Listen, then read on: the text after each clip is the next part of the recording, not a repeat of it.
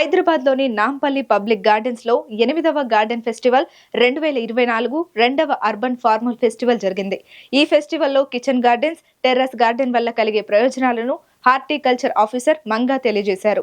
Terrace gardening చేసే వాళ్లకు ప్రభుత్వ ప్రోత్సాహం ఉంటుందన్నారు. ఈ మన ఇల్లు మన కూరగాయలు అనే పథకం 2013-14 సంవత్సరంలో ప్రభుత్వం చేపట్టిందండి.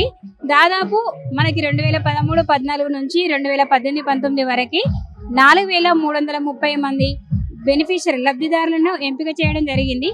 వారందరికీ కూడా మేము పెంచుకోవడానికి అవసరమైనటువంటి కిట్లని ఇన్పుట్స్ రూపంలో, ముఖ్యంగా గ్రో బ్యాగులు కావచ్చు, సీడ్స్ కావచ్చు, కొన్ని స్ప్రేయర్లు ఇలా ఇవ్వడం జరిగింది.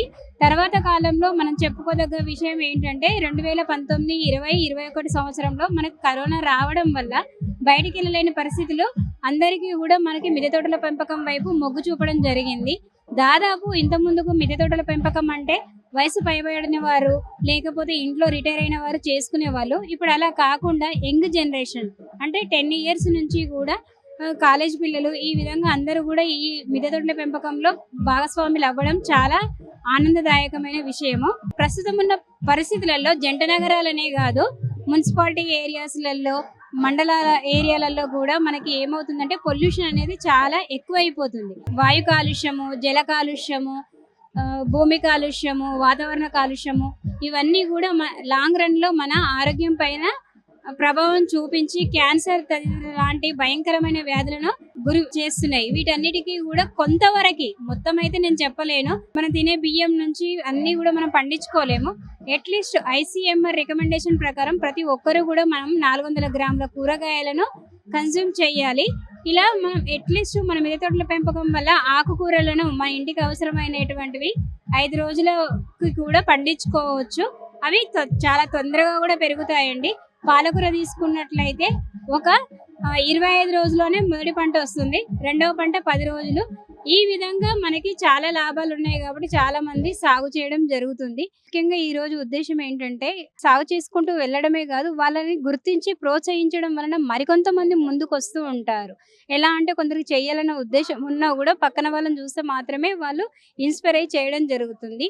దానికోసం మన సిటీలో ఏంటంటే చాలా గ్రూప్స్ కూడా ఉన్నాయి. ఉద్యాన శాఖ వారు ప్రతి 2వ శనివారము, అదేవిధంగా 4వ ఆదివారము మేము శిక్షణ కార్యక్రమం తెలంగాణ హార్టికల్చర్ ట్రైనింగ్ ఇన్స్టిట్యూట్లో ఇవ్వడం జరుగుతుంది.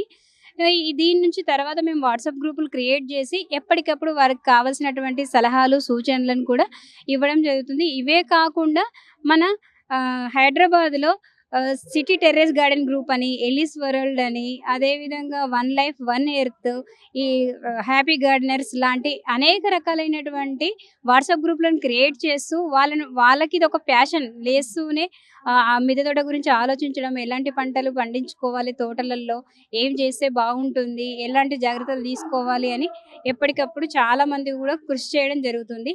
సుమారు మన హైదరాబాద్ జనాభా తీసుకున్నట్లయితే 1 కోటి జనాభా ఉంటారు. దీంట్లో ఇప్పటివరకు కూడా మనం ఉద్యాన శాఖ ద్వారా దాదాపు ఒక 60,000 మందికి అవగాహన కల్పించడం జరిగిందండి.